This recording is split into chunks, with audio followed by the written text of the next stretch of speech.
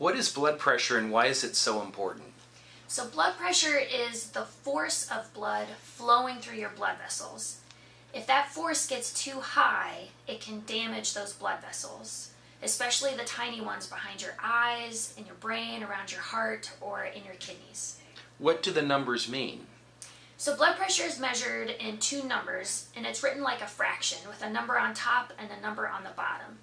That top number is your systolic pressure, and that's the force behind blood when your heart beats. That bottom number, or your diastolic pressure, is sort of like a resting pressure in between your heartbeats.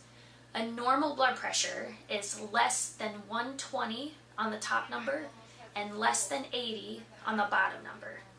But it can vary a little bit. So if you're a 6'7" male, you could have a completely healthy blood pressure of 130/80. If you're a petite 5'1" female at a healthy weight, you could have a totally normal blood pressure of 95/65. However, it's never normal or healthy to have a blood pressure that stays over 140 on the top number or over 90 on the bottom number. Wouldn't I know if I had high blood pressure? Unfortunately, the only way you know what your blood pressure is to have it checked.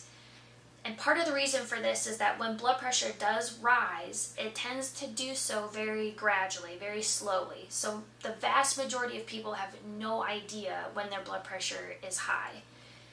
There's a reason why it's called the silent killer, and there's a reason why every time you go to the doctor's office or the hospital, we check your blood pressure. And it's because it's that important, and we would never expect anyone to know what it is just based on how they feel. What can I do about my blood pressure? So first, get it checked. Anytime you come to our wellness center for a lab draw or to have an office visit, we will check your blood pressure. And if it's normal, then great. You just need to have it checked once a year.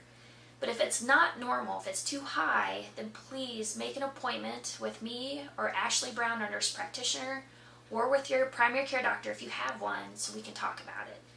Sometimes we don't have to go right to medicine. We can lower your blood pressure with improvements in your diet and your exercise habits. But sometimes we do need to use medicine to keep you out of the hospital, to keep you from having a heart attack or a stroke.